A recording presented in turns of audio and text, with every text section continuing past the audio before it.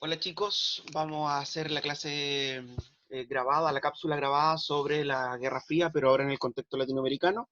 La vamos a hacer desde una perspectiva introductoria, ya más o menos para saber la secuencia de cómo se van gatillando los conflictos en América Latina, previo a un conocimiento del cuál era el contexto evolutivo. Y ahí lo tienen que ir relacionando también con lo que vimos de las características de la primera mitad de la historia de Chile, entre 1925 hasta 1952, que corresponde al periodo de los gobiernos de los radicales. ¿Ya? Como ustedes saben, América Latina había estado siempre bajo la órbita de intervención de Estados Unidos. Acuérdense que desde muy temprano, en el inicio de los procesos emancipadores de América Latina, precisamente en el año 1823, se había establecido o se había formulado la famosa doctrina Monroe, ya donde se decía en el fondo que por la seguridad de Estados Unidos y por el bienestar de Estados Unidos no se podía o no se debía permitir que los países latinoamericanos de reciente independencia cayeran bajo el dominio de otra potencia extranjera o metropolitana europea.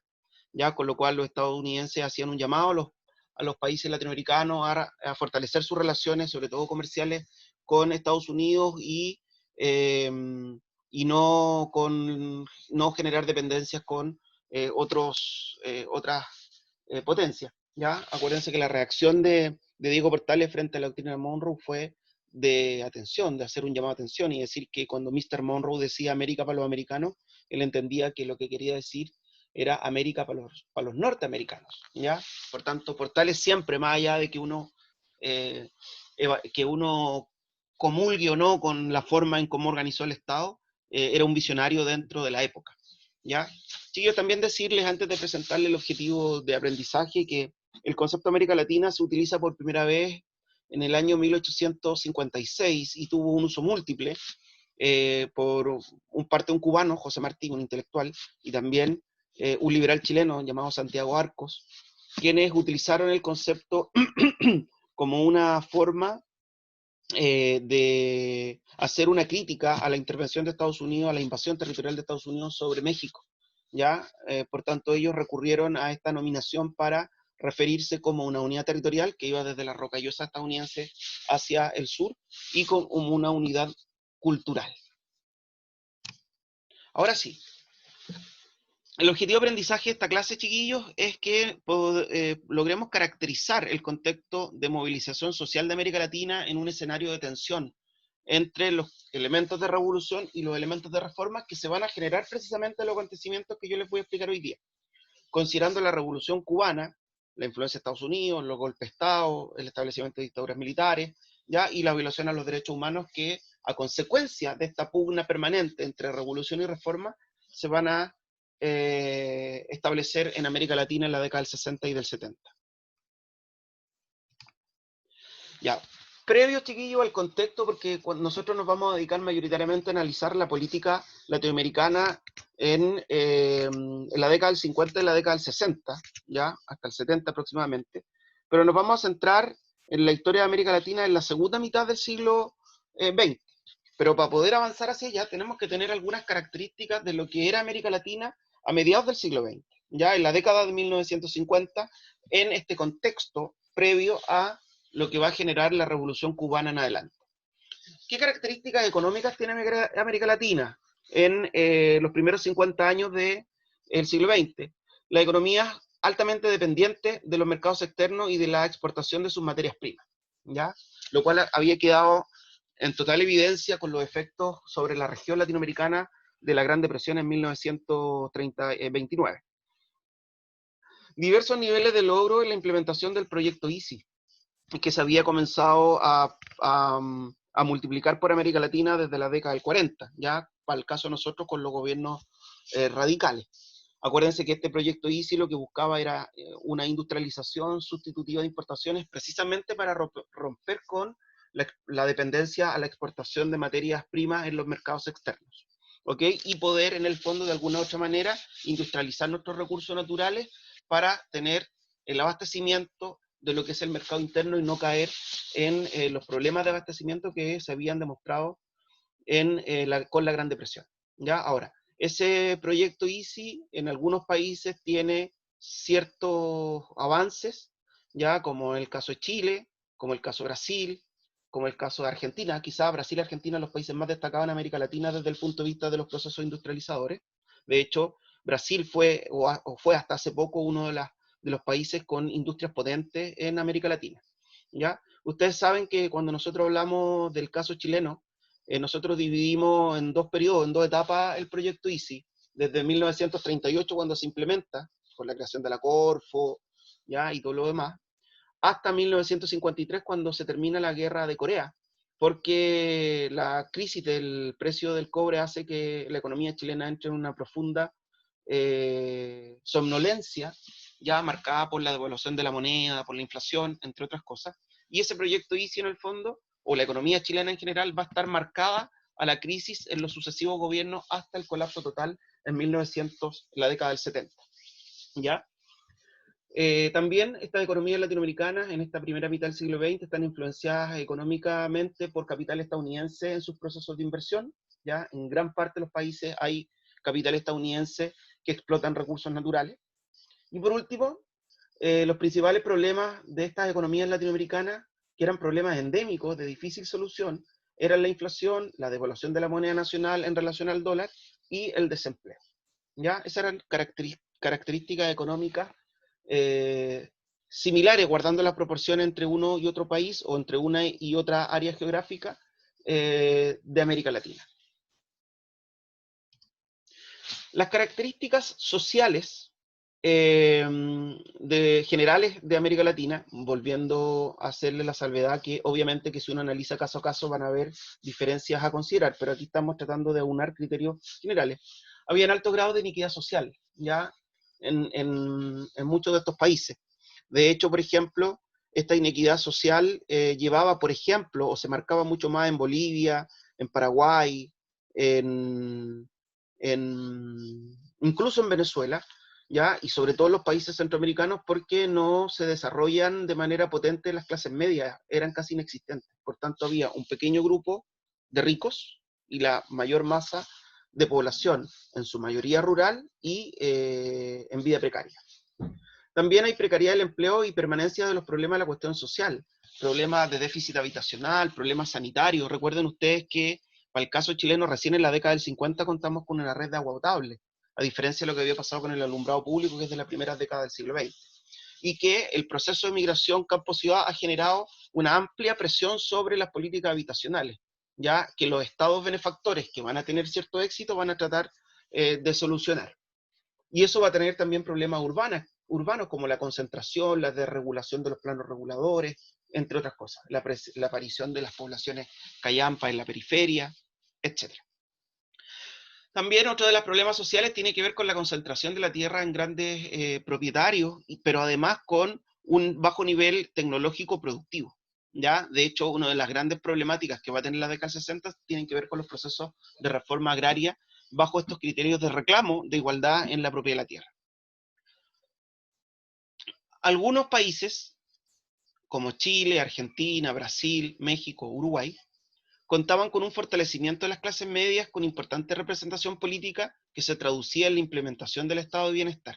¿Ya? Este fortalecimiento de las clases medias es un proceso que se inicia con mayor fuerza en estos países alrededor de la década de 1920, ¿ya? Y logran tener un peso electoral por la alfabetización principalmente y por la ampliación misma del sistema electoral, por ejemplo, con la incorporación de las mujeres, que va a llevar a que estas clases medias sean cooptadas electoralmente, para el caso chileno, durante gran tiempo, por los radicales y posteriormente por socialistas, comunistas también, aunque ellos están más ligados al mundo proletario, y después por la democracia cristiana. También, chiquillos, en estos países se aumenta la participación electoral incorporando y ampliando la ley de sufragio, como por ejemplo la incorporación de las mujeres, que es por ley de 1949 del presidente Gabriel González Videla y que se hace efectivo como votación en la elección de 1952, donde triunfa por segunda vez Carlos Ibáñez del Campo. ¿Cuáles son las características políticas que nosotros podíamos identificar como rasgos comunes? Vuelvo a insistir, guardando las diferencias entre uno y otro caso. Por ejemplo, México, Argentina, Brasil, Uruguay, habían alcanzado cierta estabilidad política con democracia en un proceso de fortalecimiento, ¿ya? Y de hecho, esta estaba marcada mayoritariamente por la presión de las clases medias, el sufragio proletario, pero también por los avances en la alfabetización y en los criterios de urbanización, ¿ya? O de población urbana por sobre la población rural. Recuerden ustedes que hasta la década del 40 Chile era un país eminentemente rural, y desde la década del 40 en adelante la población rural, perdón, la población urbana supera a la rural en un 51 a 49%, que se siguió extendiendo a lo largo de la segunda mitad del siglo XX, llegando a proporciones casi totales, ya cercano al 85% para el caso de Chile, contra un 15% de población rural. Por otro lado, Colombia, Ecuador, Bolivia, Paraguay eran ejemplos de inestabilidad constante, marcada por violencia y por dictaduras militares constantes, ¿ya? Por tanto, ahí tenemos diferencia entre dos grupos de países. Y un tercer grupo lo componían los gobiernos de Centroamérica y el Caribe, que estaban bajo una influencia directa de Estados Unidos y con amplios problemas de representatividad frente a esta intervención. En 1959, chiquillos, ocurre uno de los hechos más importantes dentro del contexto latinoamericano, pero también dentro del contexto de Guerra Fría, que tiene que ver con la Revolución Cubana.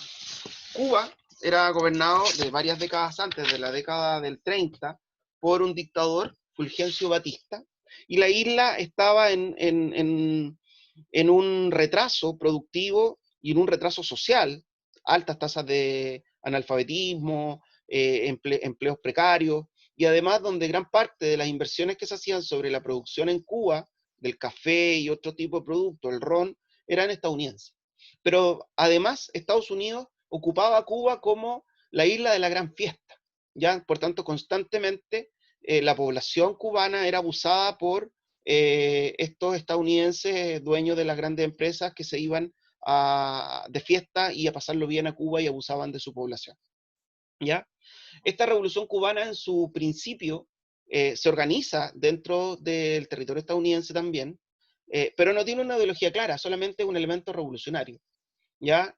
Que logra el éxito en 1959 cuando este ejército revolucionario liberador de Cuba, dirigido por Fidel Castro y el Che Guevara, logran tomar posesión de La Habana y logran expulsar a Fulgencio Batista. ¿Cuáles fueron las primeras medidas que tomó este gobierno revolucionario al instaurarse? Primero, una reforma agraria, dividió la tierra, generó expropiaciones y estatización, y gran parte de estas expropiaciones correspondían a empresas estadounidenses, que ahora pasaron a control del Estado. Obviamente que esa decisión no generó eh, buenas sensaciones en el gobierno estadounidense, de partida porque eran contrarias al sistema económico que ellos defendían, y porque también en el fondo atacaban eh, eh, inversiones de connacionales en otros territorios, ¿ya? También se inicia un proceso de alfabetización, se organizan las carreras profesionales universitarias, hay varios cambios que se hacen con un sentido social y de progreso social. Y obviamente que ante la necesidad de buscar el amparo y la indiferencia de Estados Unidos en este primer momento, es que Fidel Castro comienza a establecer relaciones diplomáticas con la URSS, ¿ya? Con lo cual, aún más se genera esta animosidad por parte de Estados Unidos. Por eso que Estados Unidos, de alguna u otra manera, organiza un intento contrarrevolucionario de cubanos disidentes en Estados Unidos, de hecho les da ayuda militar, para que intenten derrocar a Fidel Castro. Y es lo que se conoce como el desembarco en la bahía de Cochinos de 1961. ¿Okay? Estados Unidos se había comprometido a apoyar con fuerza aérea los barcos que venían navegando desde Estados Unidos hacia la isla del Caribe, ya hasta Cuba, pero en último momento decidió no prestar esa ayuda militar porque en el fondo era dejar en evidencia el intervencionismo que los estadounidenses estaban haciendo sobre un gobierno que tenía relaciones eh, diplomáticas y políticas con la URSS, ¿ya?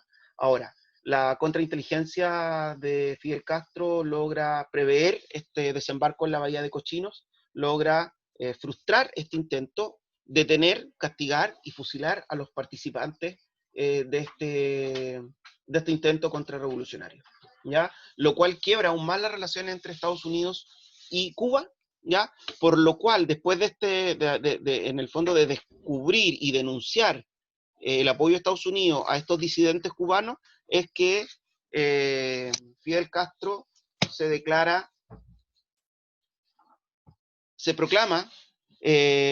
proclama el carácter socialista y revolucionario del proceso que él está encabezando y genera una alianza estratégica con lo que es la URSS. ¿Cuál fue la consecuencia inmediata de esto? Se crearon movimientos de guerrillas revolucionarios en gran parte de América Latina siguiendo el ejemplo de lo que era Cuba. Principalmente porque lo que ofrecía Cuba era muy atrayente, que era generar un proceso de progreso social de carácter revolucionario para superar las inequidades que eran características propias de gran parte de los países latinoamericanos. Y por ejemplo, en 1961 se crea el Frente Sandinista de Liberación Nacional en Nicaragua, que va a llegar al poder después de 1979. En 1961 están las Fuerzas Armadas Rebeldes, la FARC, en Guatemala. En 1962, las Fuerzas Armadas de Liberación Nacional, Venezuela. En 1964, el Ejército de Liberación Nacional, ¿ya? El ELN, y también las Fuerzas Armadas Revolucionarias de Colombia, que es la FARC. En 1964, el Movimiento de Liberación Nacional de los Tupac Amaru en Uruguay. Y en 1965 el Movimiento Izquierdista Revolucionario, o Revolucionario, que es el MIR en el caso de Chile. Van a surgir otros más, ya en Argentina, el grupo Los Montoneros, entre otros. Por tanto, en gran parte de los países latinoamericanos se crean movimientos de corte revolucionario que siguen el ejemplo de la guerrilla cubana y cuya intención mayoritariamente es llevar esta doctrina de corte socialista, modernizadora, progresadora social para revertir la inequidad. Por tanto, ahí aparece el concepto de revolución. ¿Ya? Ojo con eso. Ahí aparece el concepto de revolución. No hay cambio sin revolución. ¿Ya? Principio básico de la doctrina de la Unión de Repúblicas Socialistas Soviéticas, que era como ellos habían establecido como gobierno en la revolución bolchevique de 1917. Y también, otro efecto que se genera es que en 1962 se produce el momento más álgido de la Guerra Fría con la crisis de los misiles. ¿Ya? La intención que tiene Cuba de poner misiles atómicos, que tiene la Unión Soviética de poner misiles atómicos en Cuba apuntando a Estados Unidos.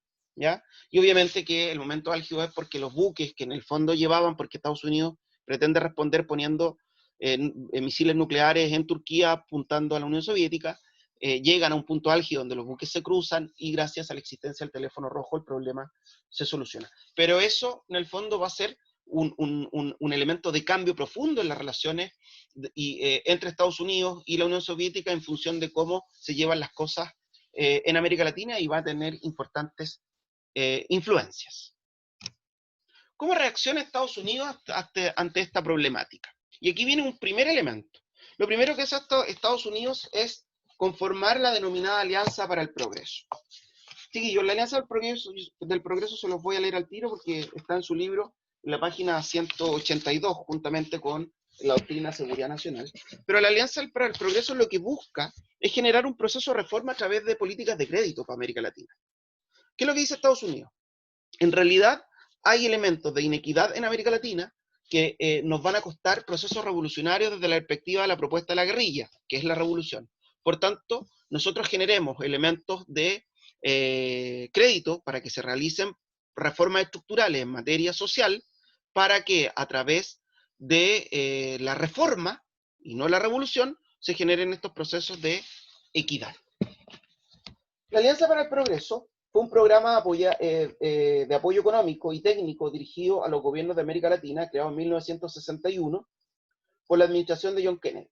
Tenía por objetivo restar impulso a los movimientos revolucionarios mediante un conjunto de reformas orientadas al fortalecimiento de la democracia liberal, el logro de un mayor nivel de desarrollo económico y el establecimiento de un orden social más justo en la región.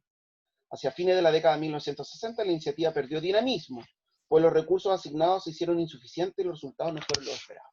Y los gobiernos de Jorge Alessandri y de Eduardo Frei recibieron dinero de la Alianza para el Progreso, o sea, desde 1958 hasta 1970, para implementar reformas estructurales como la reforma agraria, como las reformas educacionales, como las reformas al sistema de vivienda, entre otros. ¿Ya? Por tanto, lo que promueve Estados Unidos es que a través de créditos blandos los gobiernos latinoamericanos puedan generar reformas que apunten a una mayor equidad social y que la alternativa no sea la revolución para lograr esa equidad social.